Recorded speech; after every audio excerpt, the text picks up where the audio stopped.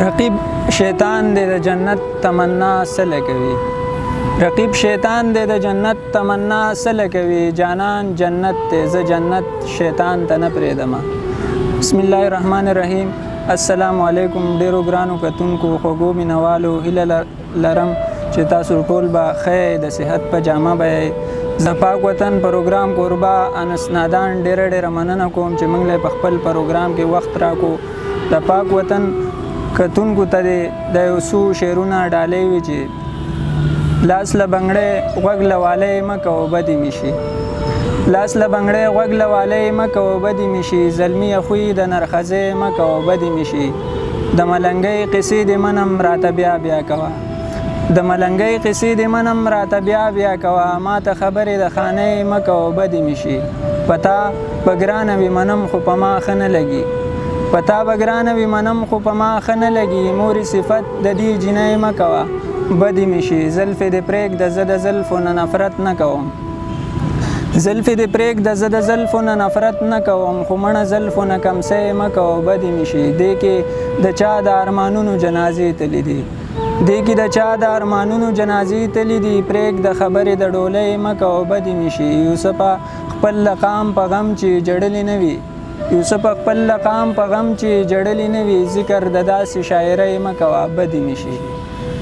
او یو بل غزل دی چې په بلتانه کې سوځېدلی به څه ځای له راشي. په بلتانه کې سوځېدلی به څه ځای له راشي. دا تر سهاره جړېدلی به څه ځای له راشي.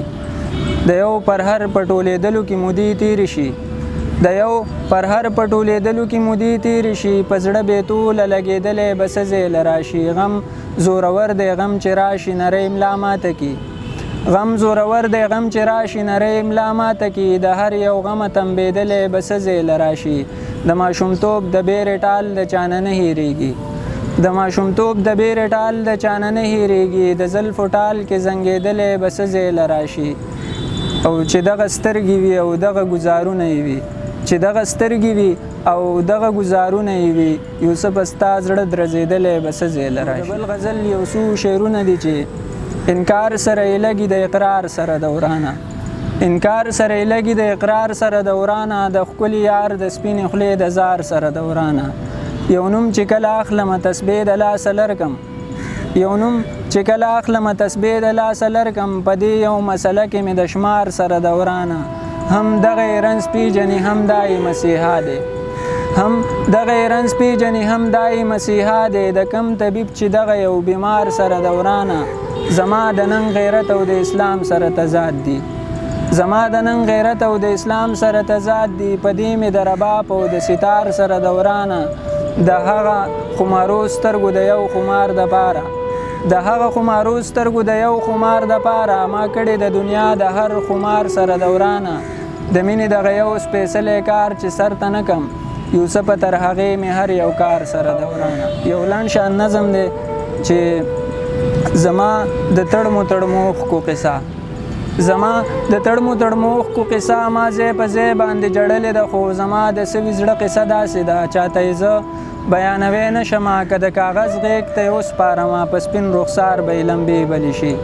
که د کاغذ غیږ ته یې وسپارمه په سپین رخسار به یې لمبې بلې شي. قلم به هم د اور بڅري کوي. پاس ویلو کې به خبرې کوي. داسې به وایي ظلم سله کوي چې د دوزخ د اور عذاب را کوي. زه بې ګناه یم ما سله وژنې. قصور مې څه دی چې مې ګله وژنې. خیر ستا هر حکم په سر سترګو قبول. زه دې ستی شمه لمبه دې شمه. ایره دې شم سکاره دې شمه. خو دې خبرې ته سوچ وړی یمه. ستا په دیوان باندې به اور ولګي. په ټول جهان باندې به اور ولګي. خو دې خبرې ته سوچ وړی یمه. ستا په دیوان باندې به اور ولګي. په ټول جهان باندې به اور ولګي. څو شعرونه دي چې زړه په تمبو کې څه کوي.